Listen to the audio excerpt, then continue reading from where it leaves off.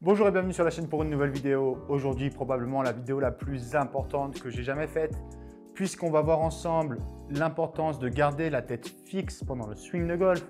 Non seulement je vais vous expliquer pourquoi c'est important de garder la tête fixe, mais je vais également vous faire un plan d'action en plusieurs étapes pour y parvenir. Alors comme d'habitude sur cette chaîne, on ne fait pas du divertissement, on est là ici pour apprendre. Donc j'espère sincèrement que vous allez vous aussi de votre côté faire cette séquence d'exercices qui ne pourra qu'améliorer votre swing. Vous allez voir que ça a beaucoup de sens, que ça va être facile à mettre en place. Moi, je m'appelle Paul Lambersin, je suis coach de golf et je suis là pour vous aider. Avant de commencer, je vous encourage à mettre un j'aime sur cette vidéo et à vous abonner à la chaîne si ce n'est pas déjà fait. Ça m'aide énormément au niveau de l'algorithme YouTube et je vous rappelle que vous pouvez me rejoindre au Golf Déviant, là où j'enseigne toute l'année si vous voulez qu'on travaille ensemble dans la vraie vie. Et vous pouvez également me rejoindre dans l'un des nombreux stages que j'organise en France comme à l'étranger. Aujourd'hui, on va parler du rôle de la tête pendant le swing de golf et l'importance de garder la tête fixe. Alors jusqu'à un certain point, on va discuter des subtilités ensemble. Mais c'est vrai qu'on l'a déjà vu dans d'autres vidéos. Le swing de golf, on vous demande de créer un arc autour de vous avec le club et d'être très précis sur l'endroit où votre club va interagir avec le sol. Et un peu à la même manière que lorsque j'utilise un compas pour tracer un cercle, si le centre de mon compas, donc la pointe de mon compas bouge, j'aurai du mal à tracer un beau cercle, un cercle qui soit régulier. Ce que je vois souvent lorsque j'enseigne, je vois des gens qui viennent me voir et qui me font soit une translation comme ceci de la tête, donc une tête qui part vers l'arrière, qui se fait embarquer au moment du backswing. D'ici, ça devient très difficile de bien contacter la balle parce qu'il va falloir réussir à rebouger la tête du même montant pour venir contacter parfaitement cette balle. On voit aussi des gens qui ont comme ça, comme ceci, tendance à se relever au moment du backswing. Et même chose, si j'ai la tête qui se relève quand je prends mon élan comme ça, alors ça devient difficile de retrouver le sol. Il va falloir me baisser d'autant que je me suis levé. Si vous n'arrivez pas à garder la tête fixe, c'est sans doute à cause d'un mauvais conseil que vous avez entendu. On vous a sans doute tous répété et rabâché qu'au golf, il fallait tourner les épaules. Mais c'est beaucoup plus fin que ça, c'est beaucoup plus subtil que ça. Puisque si je suis là et que je tourne mes épaules, je vais venir me faire embarquer comme ceci vers l'arrière. Je vais également avoir du mal, comme ça, si je suis là et que je tourne mes épaules, je vais également avoir du mal à garder ma hauteur de tête. Au golf, ce qu'on vous demande, en fait, finalement, mais ce que pas grand monde ou quasiment personne ne vous a jamais expliqué, c'est qu'il va falloir tourner les épaules sur un plan qui est perpendiculaire à votre colonne vertébrale. D'accord ? C'est-à-dire que ma colonne est comme ceci. Moi, il faut que j'apprenne à tourner mes épaules sur un plan perpendiculaire à ma colonne vertébrale. Et finalement, qu'est-ce qu'on voit? On voit que je suis beaucoup plus en train d'abaisser mon épaule avant, mon épaule gauche, que de la tourner. D'accord? Je suis en train de baisser mon épaule avant. Ok? Tout en faisant ça, j'apprends à maintenir mon angle de colonne vertébrale et j'apprends à tourner autour d'un axe fixe. Si je tourne autour d'un axe fixe, c'est beaucoup plus facile de jouer correctement au golf. Et je ne veux pas entendre de trucs sur « Ah, mais moi, je suis à deux axes. » Moi, je suis à... Non.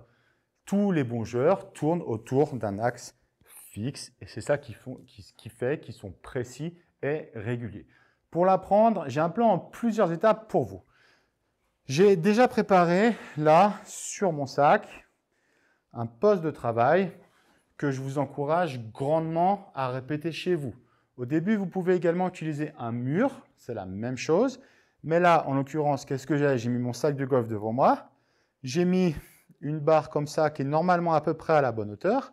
Et dans un premier temps, sans club de golf, je vais apprendre à garder la tête fixe au contact ici de la baguette que j'ai mis là. Alors désolé pour les puristes, mais je vais devoir retourner la casquette parce que c'est un peu plus facile.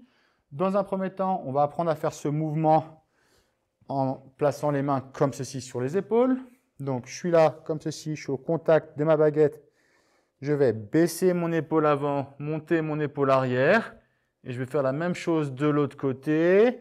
Je vais ouvrir le bas du corps, je vais rester là, jusqu'à peu près ici, là où mes mains seraient à peu près parallèles au sol, où là, je vais m'autoriser à libérer ma tête. D'accord? Trop de joueurs essayent de bloquer la tête bien trop longtemps après l'impact. Du coup, ils souffrent de puissance et ils ont du mal à avoir des contacts qui soient réguliers. Donc, dans un premier temps, soit contre un mur, encore une fois, soit comme ceci, vous allez répéter ce mouvement-là. Je vais baisser mon épaule avant. Je vais tourner, tourner, tourner, tourner et je vais libérer. La deuxième étape, c'est qu'on va introduire maintenant les bras. Donc, ça va être la même chose. Je suis là, je vais faire un backswing et je vais libérer de l'autre côté.